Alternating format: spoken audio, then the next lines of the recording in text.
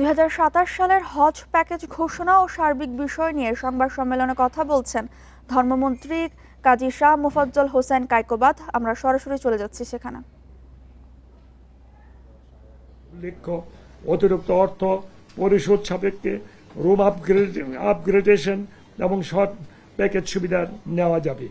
এই প্যাকেজ খরচ ধরা হয়েছে 6,15,263 টাকা।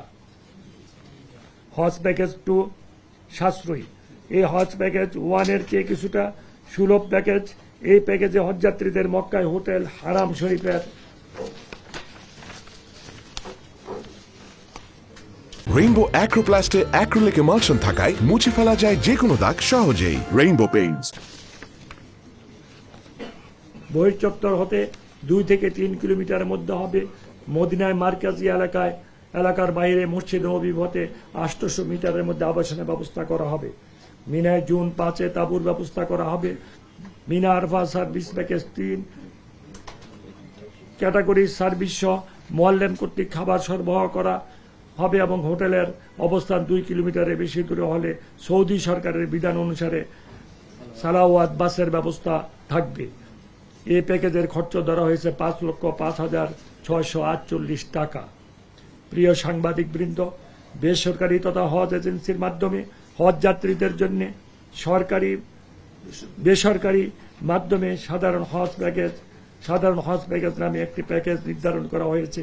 এই প্যাকেজে হজ যাত্রীদের মক্কায় হারাম শরীফের বহির্চত্বর হতে সর্বোচ্চ 3 কিলোমিটারের মধ্যে মদিনা মসজিদে নববী থেকে 1 কিলোমিটারের মধ্যে আবাসন সুবিধা দেওয়ার কথা বলা হয়েছে।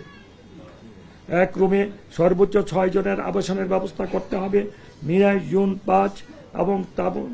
জুন 5-এ তাঁবুর ব্যবস্থা হবে এবং Mina Arafah service package 3 category service সহ মোয়াল্লেম কর্তৃক খাবার সরবরাহ করা হবে।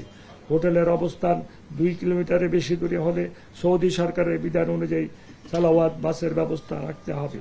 এই প্যাকেজের খরচ ধরা হয়েছে 5,13,648 টাকা। তালিকাভুক্ত যোগ্য এজেন্সি সমূহ হজ যাত্রী নিবন্ধন শুরুর আগে সৌদি সরকারের নির্ধারিত এজেন্সির প্রতি সর্বনিম্ন হজযাত্রী কোটা পূরণের লক্ষ্যে গ্রুপ গঠন করবে। হজ এজেন্সি সমূহকে সরকার অনুমোদিত বেসরকারি মাধ্যমে সাধারণ হজ প্যাকেজ গ্রহণ করতে হবে এবং সচিবালয়ের সংবাদ সম্মেলনে কথা বলছেন ধর্মমন্ত্রী। আমরা সরাসরি যুক্ত ছিলাম সেখানে।